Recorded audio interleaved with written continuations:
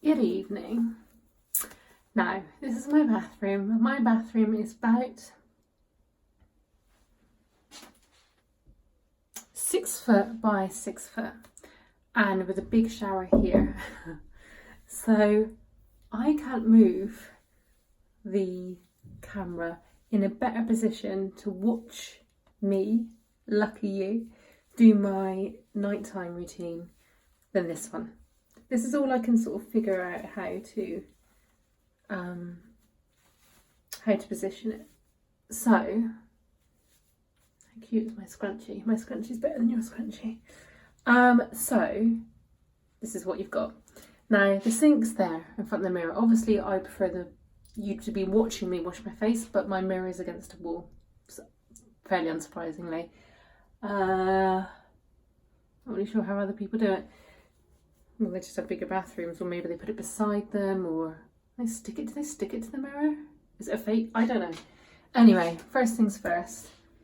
So I'm just going to do it. I'm going to keep turning around and kind of showing you what I'm doing. But I always talk about how obsessed I am with facial oil makeup remover to take off my makeup. So let's get my eyelashes off. Is my eyelashes gone? So I try all of them. And I'm also obsessed with Rose. So look what we've got. Rose Hip Transforming Cleansing Oil Trilogy by Trilogy. So, first time using it, a few squirts in the hand. At the moment, I've just finished my Super Facialist, and that was a vitamin C oil makeup remover with, it was like orange scented. It was really nice. It was quite thick. Don't know how much it was. I can't remember. I know I bought it in my Ocado shopping. You can get it at Waitrose. I don't think it's a very high price point, Super Facialist. I know Trilogy is slightly more. This feels like a very fine oil. It doesn't feel gloopy. And the whole reason I use oils is because they break down all of your makeup completely. It almost leaves not a trace of makeup. I mean, I had a full face on, and as you can see, on dry skin, just me rubbing that in, it's really moved it around. Because all makeup is oil to begin with, so in theory you're breaking it down to its original formula. So there's my face makeup free. Need to rinse this off. I just rinse this off with some more water.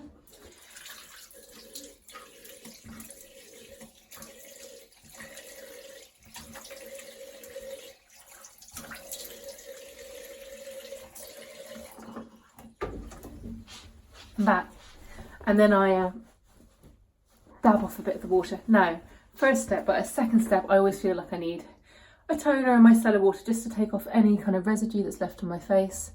Not that there really is that much after using that cleansing oil, but what I am going to try, I normally use on micellar water, and I found micellar mousse. Micellar. Purifying and nourishing effortless rinse off cleanser. This is my second stage. Medik8, Dr. Led brand, obviously had its research done. So no cotton pad required. This is what was the interesting thing. So I always use micellar water to take off the remainder, but obviously I use a couple of cotton pads. Not a big deal. Just seems a bit wasteful, but I don't use loads and I'd never use wet wipes, so I'm not too upset about that. But this apparently wash away the day. Micellar mousse, an ultra gentle hydrating cleanser that effortlessly dissolves dirt and makeup for a quick fuss-free cleansing. I've never heard of it before, but I thought it was worth a try. Use it morning and evening. Now I don't actually wash my face with anything in the morning. I just wash with water because I want to try and keep the moisture in as much as possible. I'm very dry, but right into the palm of the hand and massage into a moistened face. Oh damn it! Hang on. Okay, I'm moist. Okay, here we go. Into the palm of the hand. My eyes. Alright, I'm just gonna rub it in. This is fun, I like a moist. Can't believe how excited I get about beauty products.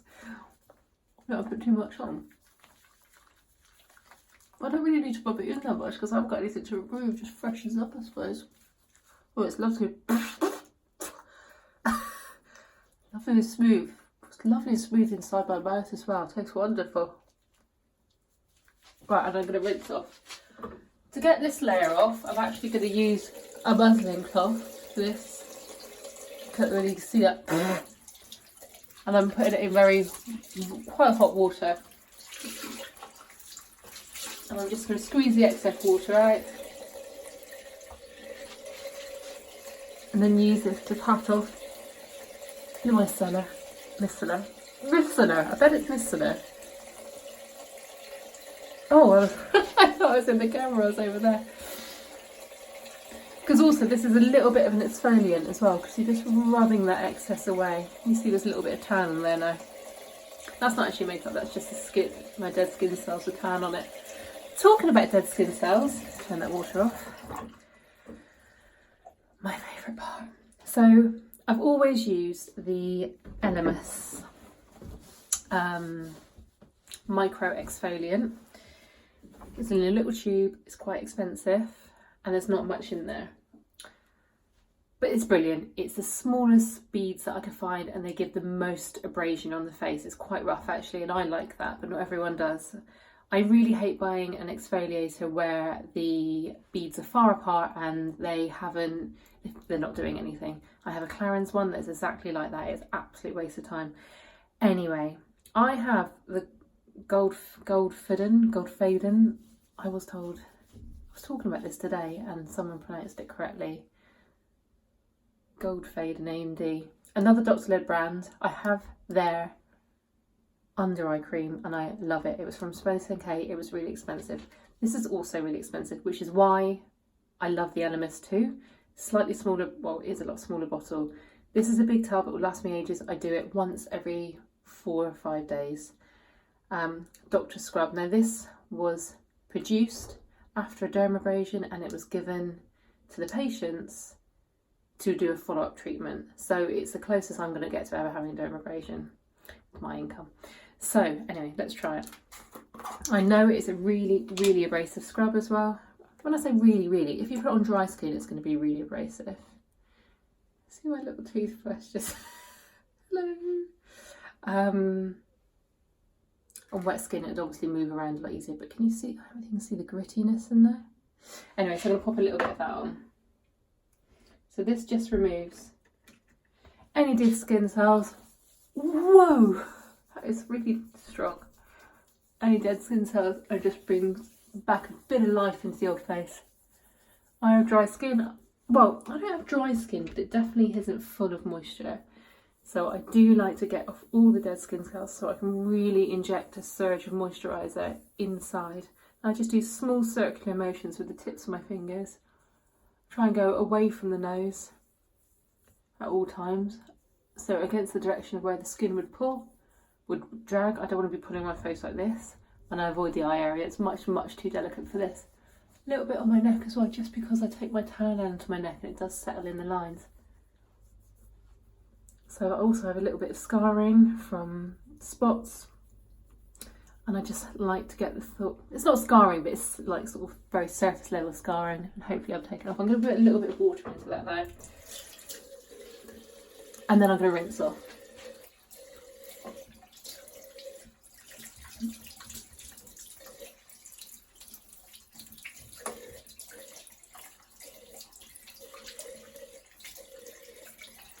Entertain yourselves.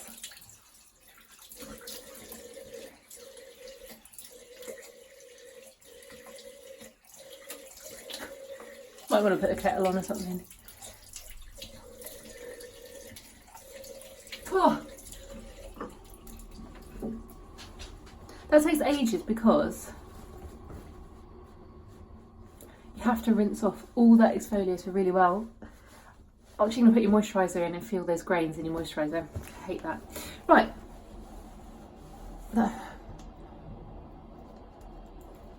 I think that feels amazing. It feels very squeaky clean. But I won't know until I put my moisturiser on. So that's it. That's all my makeup off. My skin's back to scratch. And now I'm going to put a moisture surge into that. And I can't wait. That's another video though. It's long enough.